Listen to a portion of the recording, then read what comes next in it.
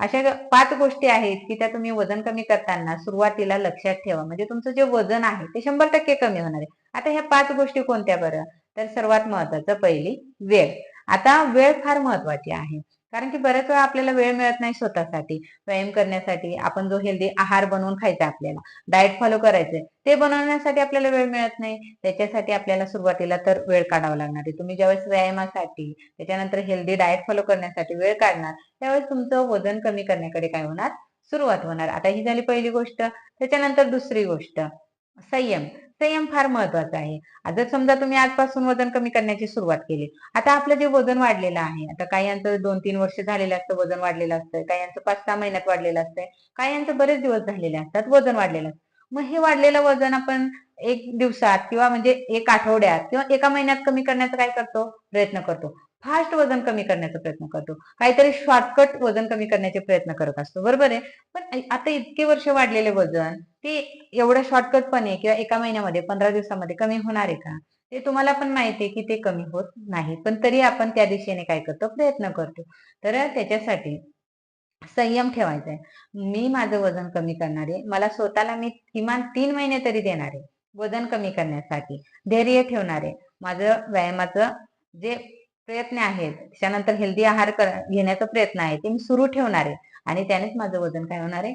कमी होणार आहे. त्याच्यासाठी तुम्हाला दुसरी गोष्ट लक्षात ठेवावी लागणार आहे की तुम्हाला संयम ठेवावा लागणार सुरुवातीला. आता तिसरी गोष्ट, डाएट आणि व्यायामचं सातत्य ठेवावं लागेल.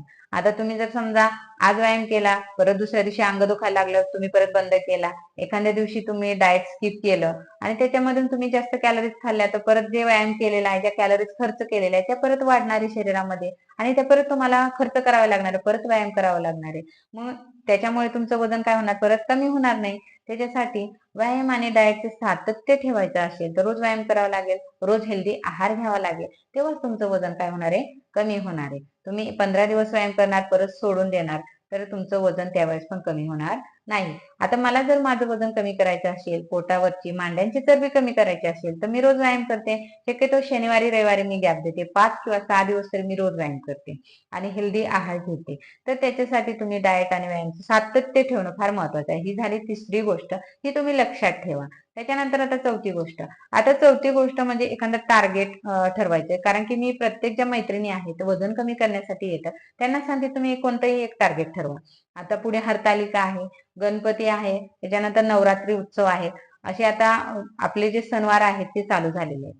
मग तुम्हाला जर हरतालिकेपर्यंत किंवा गणपती, नवरात्रीपर्यंत छान छान साड्या नेसण्यासाठी, नऊवारी नेसण्यासाठी तुम्हाला जर पोट कमी करायचं असेल, वजन कमी करायचं असेल, तर तुम्हाला आतापासूनच सुरुवात करावी लागेल वजन कमी करण्याची. रोज व्यायाम करावा लागेल, हेल्दी आहार घ्यावा लागेल. म्हणजे तुम्ही ह्या 2 ते 3 महिन्यामध्ये छान वजन कमी करणार. म्हणजे हे तुम्ही एक टार्गेट ठरवलं. मग ते टार्गेट कंप्लीट करण्यासाठी तुम्ही प्रयत्न करणार आहेत.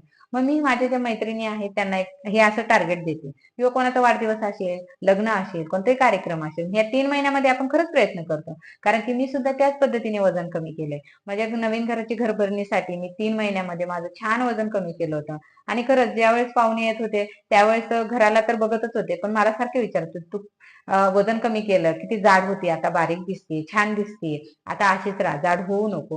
म्हणजे तुम्हाला पण तसंच बरेच तुमचे नातेवाईक आहेत जे सणवाराला येणार आहे किंवा कुठेतरी कार्यक्रमाला येणार आहे, ते तुम्हाला सांगणार आहे, आता छान दिसते, बारीक दिसते, असंच राहा, आता तू जास्त जाड होऊ नको. त्याच्यासाठी तुम्ही एक टार्गेट ठरवा. ही झाली चौथी गोष्ट. बरोबर आहे? तर मैत्रिणींनो, 5वी गोष्ट नेहमी लक्षात ठेवायची ती म्हणजे आपल्या जिभेवर नियंत्रण ठेवायचंय. जिभेची चव बदलायची आहे. आता ही जिभेची ज्यावेळेस चव बदलाल तुम्ही, त्यावेळेस तुमचं वजन 100% कमी होणार आहे. आता चव बदलायची म्हणजे काय? तर आता बघा, आपल्याला खूप तेलकट खायला आवडतं, मसालेदार खायला आवडतं, त्याच्यानंतर फास्ट फूड वगैरे एकदम चमचमीत असतं आणि त्याच्यामध्ये तेल, मीठ, साखरेचं प्रमाण काय असतं?